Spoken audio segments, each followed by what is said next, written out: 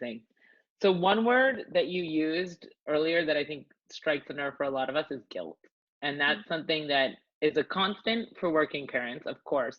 But right now, when we're sharing space together, when we're already stressed, when we're already exhausted, there's going to be a lot of guilt. Guilt around not giving the kids everything they need, guilt around not getting enough time with them, guilt around working in front of them, being on phones and computers in front of them because we're working at odd hours and in odd ways. How can we try and deal with that?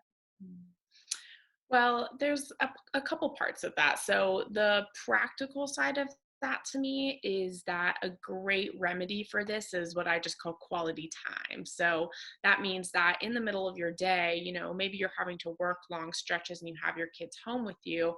But the thing about kids, and especially young kids, is that a little bit of time can go a long way. But in that time, it's all about your presence. And so, if you can even find a 10-minute pocket to sit down and play with your child, but you make it like a mindfulness practice of when you're sitting down with your child, you put work out of your mind for that 10 minutes and you give them your full presence and attention, they feel the difference in that, right? So it's not that Mm, they need your attention all day, but it's like when you do have a minute, like really practice being present with them. And especially I think with all the stress and kind of hysteria going on, it's like, discipline yourself too to like put that out of your mind and enjoy that time with your child. So that's one piece of it.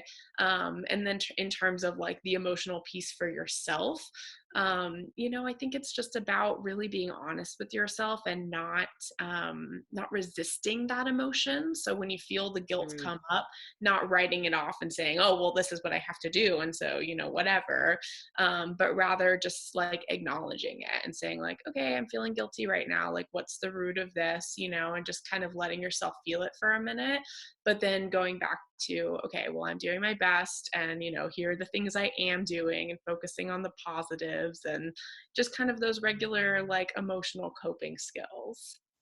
yeah, absolutely.